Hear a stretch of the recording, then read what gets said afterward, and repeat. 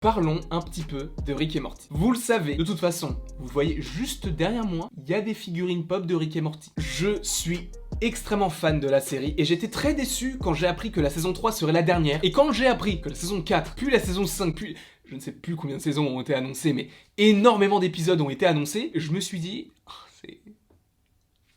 Merci Dan Harmon. Alors, qu'est-ce que j'ai pensé de la première partie de la saison 4 de Rick et Morty? Alors déjà, il faut savoir que je ne l'ai pas regardé tout de suite. C'est-à-dire que je ne suis pas abonné à Adult Swim, ou je ne regarde pas les chaînes américaines, ou je ne regarde pas en streaming. J'ai en fait appris que Rick et Morty allait être disponible sur Canal+, fin janvier. Bah, il m'en fallait pas plus pour tout regarder en un soir. Du coup, j'ai tout regardé en un soir, et bah, comme d'habitude, Jerry est un génie. Il est pas autant mis en avant que précédemment. Après, je ne sais pas si c'est parce que j'ai tout enchaîné, et qu'il n'y avait que 5-6 épisodes, et du coup, c'est passé extrêmement vite, et que je n'ai pas réellement eu le temps de m'attacher à chaque personnage, mais j'ai vraiment trouvé que cette saison, Jerry était drôle, c'est vrai, mais il n'est pas assez exploité. Et c'est le cas de Summer, de la mère de Summer, je ne sais plus comment elle s'appelle, Beth, et Morty...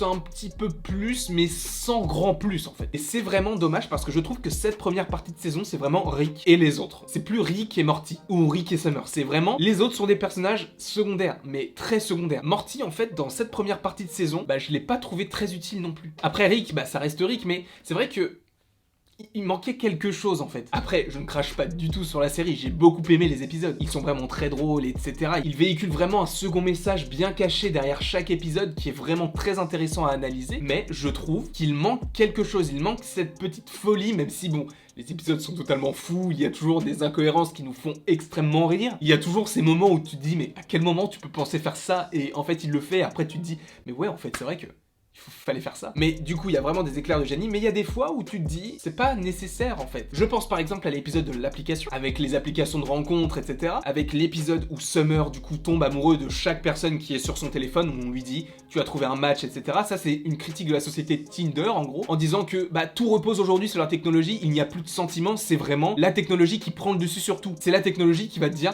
c'est lui qui te correspond, donc, bah...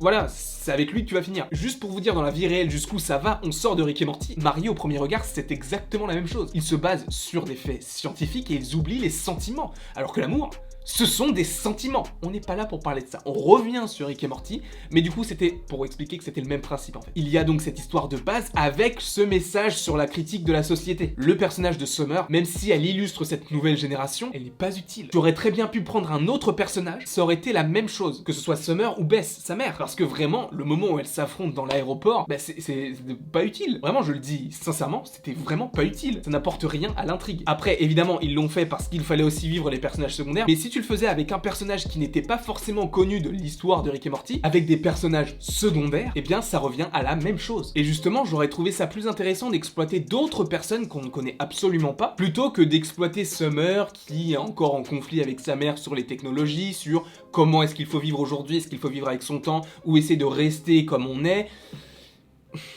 Vraiment, pour les messages véhiculés, Rick et Morty est une très bonne série. Mais du coup, en exemple par rapport à cet épisode-là, je trouve ça un petit peu dommage qu'on exploite ça de cette façon. Après, comme je l'ai dit au début de cette vidéo, le personnage de Jerry est toujours aussi drôle, mais pareil, je le trouve sous-exploité par rapport à un Rick qui prend toute la place. Et évidemment, j'étais content de retrouver Monsieur Boîte à Caca, qui est...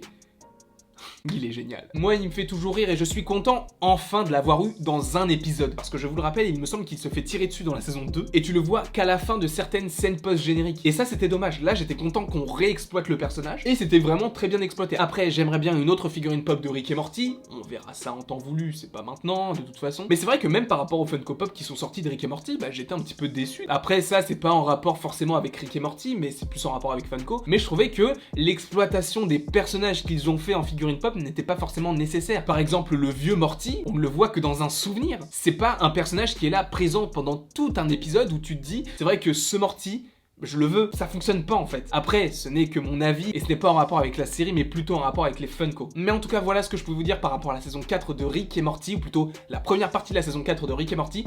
J'ai bien aimé, mais c'est un petit peu moins bien que les saisons précédentes. Après, évidemment, ce n'est que la première partie de la saison 4 et sachant qu'il va y en avoir encore plusieurs, on n'est pas à l'abri de nos surprises. En tout cas, j'espère que vous avez aimé cette vidéo, n'hésitez pas à l'aimer, à la partager, à la commenter et à vous abonner, ça ferait évidemment très plaisir. Et il ne me reste plus qu'à vous dire à la prochaine pour la prochaine.